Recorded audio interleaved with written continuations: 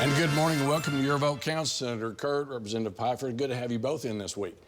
Okay, the stalemate at the Capitol continues on the Education Funding. I frankly don't know where we're at. There are so many different bills. There are so many things that are happening. But as the Democrat watching it from the outside, are you having some fun? Are you having some consternation? You know, it's very frustrating. So we're watching from the outside like most of the public, and really it's GOP House versus GOP Senate. There's constant changes in terms of what's happening. There's substituted language in all the bills. There's procedural moves happening that are confusing to all of us. So what I see is not a lot of good for the people of Oklahoma. I see a lot of political games. And if you're confused outside, just know we are in the building as well if we're not in the negotiations. What I want to see is more listening to people from the outside. Listen to our educators, listen to our public school families, and make sure we're making those decisions now that are going to impact their lives well.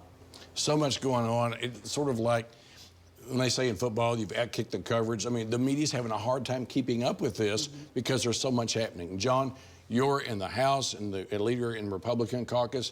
Can you understand what's going on and help us understand what you're dealing with? Of course.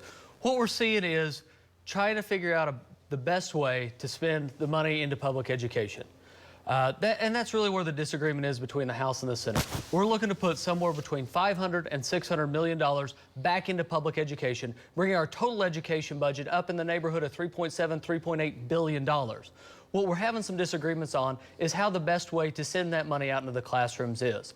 At the end of the day, negotiations happen. There is a lot of political games going on as we try to wrangle and figure out the best way to spend this money and put it back into public education. Okay. So what is the best way to spend this money and put it back into public education? The best way to spend this money is to get it back and get it in the hands of the people who need it. Get it in the hands of our teachers, get it in the hands of our support staff, and get it in the hands of our administrators as they deal with the rising cost of anything from insurance to diesel that they have to use just to keep the schools up and running. We have the ability to do that. We just have a little disagreement on how the best way to do it. The House plan tends to focus a little more on getting money out into those rural schools who don't have the ability to spread these costs out over a larger population. The Senate plan has it all running through the formula. At the end of the day, we're going to be able to land this plane and see the biggest education budget the state of Oklahoma has seen in its history. You are being optimistic. Is his optimism reality-based, or is it a pipe dream? You know, what I'm seeing now is, I mean, we already have seen a bill pass both sides that would put $150 million into private school vouchers. That is the first thing that passed. And so we know that piece has already passed the House and the Senate. So if we're now talking about public education, we have to look at what's fair to kids. We need to see investment for every school across this district. We have a fair way to do that. This funding formula follows the kid and makes sure that money follows the kid and that their customized needs are met. If they're special education, if they're learning English, if they're a kid who has is in an isolated area, we have boosts of funding for that. So we've got to follow the fair factor. Okay, well, there are some other things happening out there. We'll be talking about what they are, how important they are, and are we going to get to the finish line when we come back? Power to the people. And welcome back to Your Vote Counts. You know, there are some other things happening at the Capitol besides the education stalemate. So what are they that is really important from your perspective? There's always lots of things going on, and regardless of the fights you see in leadership, there's work going on on the individual members between House members and their Senate colleagues to try to get these bills and policies we need to move the state forward across the finish line. Where we're at now, we're still having ongoing budget negotiations. The state of Oklahoma is in a really good shape financially, so we've got to get a good budget and get that out the door before the end of May. Continued ongoing policy discussions on everything from tax credits, economic incentives, criminal justice reform. It really spans the gamut. We're just trying to put the final touches on those and get them across the line. And your leadership, both the House and the Senate, they put out press releases. They meet with the media each week. So you are weighing in. Hope the public's listening. What are from your perspective, what are the main things? Well, a couple of big things. You know, this week, the Commerce Director left. He's been there a long time, the Governor appointed Commerce Director.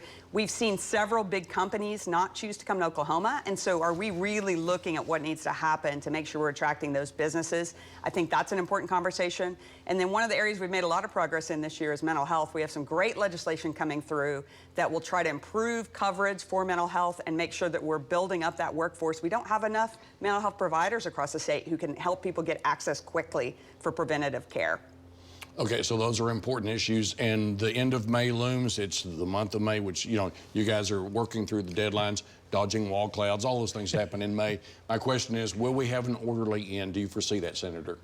I'm going to say no. I mean, I just have to say no, because what we know is the end of session under a supermajority rule is lack of transparency, last-minute deals that get released to the public and voted on shortly after. We're seeing hot budgets straight off the copier, and literally the people will not get to weigh in at the end. So what I anticipate is, yes, they can get it done, but will it be orderly? No, because it doesn't take into account the general public, and it'll be reckless decision-making without that real public vetting and public voice and transparency that they need.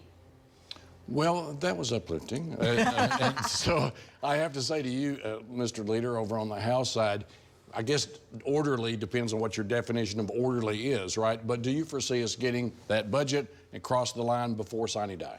I do, and the budget process never stops. I mean, as soon as we pass one budget, we start on the next one.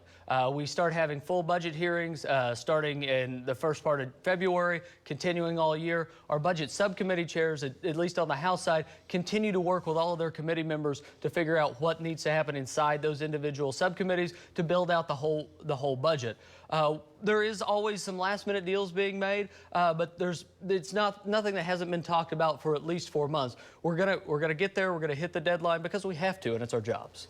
And the month of May is always the most interesting month of the year when it comes to the legislature. Hey, thanks for watching Your Vote Counts. See this again at news9.com/yourvotecounts, and follow me on Twitter, Facebook, LinkedIn @Mitchell.